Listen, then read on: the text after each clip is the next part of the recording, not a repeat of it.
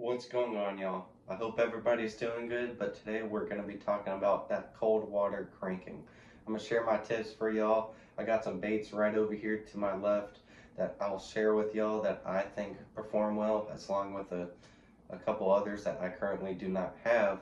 But to get straight into it, cold water cranking is a lot different than warm water cranking, which, yeah, some of y'all might be talking like, yeah, that's obvious because it goes warm to cold.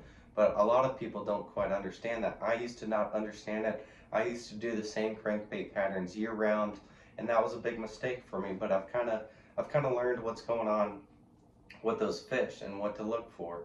Uh, to get straight into it, you gotta think when that water gets colder, those bait fish, they're not gonna be swimming fast. They're not gonna be moving around the lake. They're kind of just going to be hunkered down, kind of just chilling there, if that makes sense, because they're going to be cold too, as a lot like a human would. They might, when it gets cold, we might just kind of hunker down, put a hoodie on. That's basically what those bait fish are doing. So, uh, baits that really succeed are those wooden baits that have a tighter wobble, and the perfect one in my eyes for that is the Rapala Shad Wrap. It's just perfect. It's been around forever. It is lightweight, so casting it can be difficult. But when casting a shad wrap, don't try to cast it too hard. Just kind of lob that thing, if you will, and it'll go farther than you think. But a shad wrap does really good. It stays tight together. A lot of times you're not going to feel that action as you would a wider crankbait or a square bill. But it's down there doing its thing. This one, for example, goes 5 to 10 foot, which the depth, I wouldn't care so much about the depth. Um, but just those lighter wooden baits that have a tighter action are going to be my personal favorite and seem to do the best during this time of year. Another kind of sticking with the wooden baits is this isn't necessarily a crankbait, but I find it to do good and I like it. But it's a Rapala countdown. It is weighted, so you're gonna. The name says it in itself. You're gonna cast it, and it's gonna count down 1 Mississippi, 2 Mississippi. So every second's roughly a foot, but it's wooden and it has a really tight action. All it does when you're reeling it is kind of just wobble back and forth like that. It's real tight. Uh, it's very natural, and that's what you want during these colder water temps is those natural colors, natural presentations. You don't want obnoxious like a bright orange or chartreuse as you may be throwing in those wintertime months. So that's the first two baits is actually just those wooden baits that have a really tight wobble, kind of like that. But you're going to keep those baits natural, especially in color. Um, Moving on from there, two more crankbaits. Actually, it's really one crankbait, but two different colors. Is you see me throwing this about year round. You've seen it in some videos, but it's a 6 cents crankbait. This is the Cloud 9. Again, I wouldn't worry too much about depth because it's going to be different for everybody. Um, I mainly fish a shallow lake, which the deepest part of the lake I fish is about 20 foot. So usually I'm fishing in 5 to 10. So, but for some of y'all on those bigger lakes, you may be fishing a little bit deeper. So just all you got to do is get a different depth. But I think 6 Cents really did a good job. Yes, I'll throw these two year round, but they really stay kind of tight together. They don't wobble too much. They're kind of just right there, very simplistic, and it gets those bites. You've seen plenty of shad colors I've already showed, but I'm holding this one here. I said your orange and chartreuse is a bit obnoxious. A red and black and maybe an orange belly, it's going to imitate those crawfish, which those bass may turn towards during those cooler, temperatures versus a shad, because they're going to be slower moving. This one you're going to want to be hitting those rocks, whatever it may be. But one more bait I'm going to share with y'all before I get into what I look for and what types of rods and gear ratios I throw it on. But as a lipless crankbait, lipless crankbaits tend to kind of stay tighter together. The rattle a lot of times is something that you're going to have to play around with when it comes to a lipless crankbait, but stay with that natural color. This one I believe is called Bleeding Shad. Everything I got here is natural. That's what you want during these cooler water temps, and you're going to want something that kind of stays tight together and doesn't wobble wide. So if you have a crankbait, you tie it on, you cast it out, you really feel that thumping, that's most likely going to be the wrong bait. You're going to want something, for example, the shad wrap, when I threw it, I casted it out and was reeling it. I didn't feel a thing. I thought something was wrong with the bait, but it wasn't. It was just so tight together, being that natural presentation, that it was actually working perfect. So those 6 cents crankbaits, Rapala shad wraps, maybe even the countdown. One I don't have that really works good is the Spro rock crawler. It's actually working really good on my home lake right now, but I currently do not have one, unfortunately.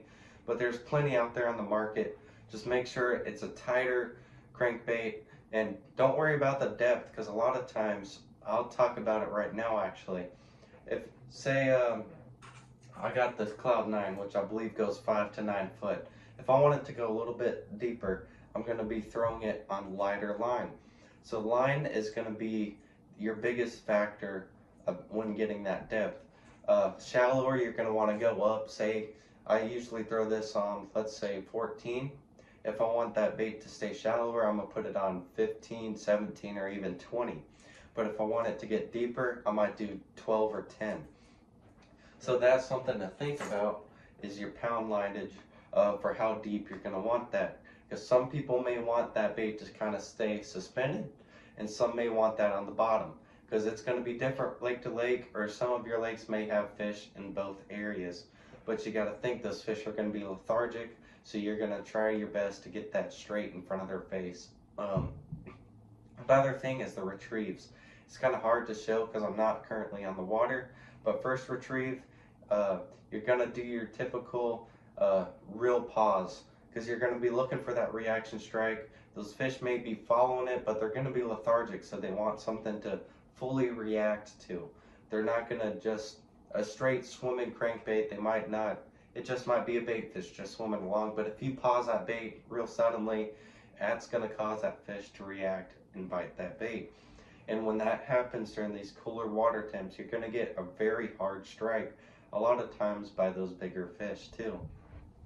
Another thing though is, I said pausing it, that's when braided line works good. Usually I throw it on fluorocarbon, but if you have braided line, like a lighter braided line, such as, like, I'd say no more than 15-pound braided line, when you pause that, that bait's going to stop instantly, because braided line has zero stretch. So when you pause it, it pauses. Fluorocarbon, for example, when you pause it, it's just got a little bit of stretch, so it's going to keep moving a little bit forward, but braided line stops instantly. So braided line, if you're looking for those really key reaction strikes, I would throw braided line. But usually I'm throwing it on fluorocarbon, because with fluorocarbon, when you pause it, if you just move that rod a little bit closer to the bait, that kind of will act more like braid, because it will take out that slack. But that's really it. There's really no main thing to look for. You may be fishing rock, you may be fishing wood, the fish may just be suspended, but the main thing is just find some crankbaits that have a tight wobble and go to the depth you need it to. Another thing when thinking about the depth is where you place your rod tip. You can put it in the water.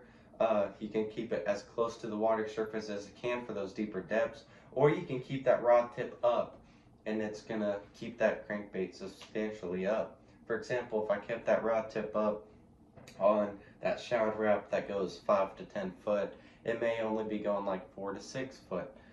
So that's just something to think about. You can just burn those baits. I'm typically staying with a 6 to 8 to 1 gear ratio, or a 7 to 1. Those are my two main gear ratios, either a medium with 12-pound or a medium heavy with 15-pound lines. What I throw all of these baits on, it's just kind of where they line up for that day, if that makes sense. But cold water cranking, you're gonna want to slow down without slowing down, meaning get a crankbait that's natural in color and doesn't vibrate as much. That's all you need. You can go out there, catch plenty of fish, big fish too. So just think about that. I'll have a video later talking about wintertime lipless crankbaiting. But for now, just think about that. go look at those 6 cents crankbaits, Rapala, shad wraps, spro rock crawlers. There's plenty more out there on the market. So just go look for those tighter action baits that don't give off a loud vibration and can catch those cooler water temperature bass. So I hope this helped y'all. If you have any more questions, please leave it in the comments and I'll try my best to answer it. But thanks for watching, guys. If you liked the video, please hit that thumbs up and hit that subscribe button for more, guys. Thanks for watching.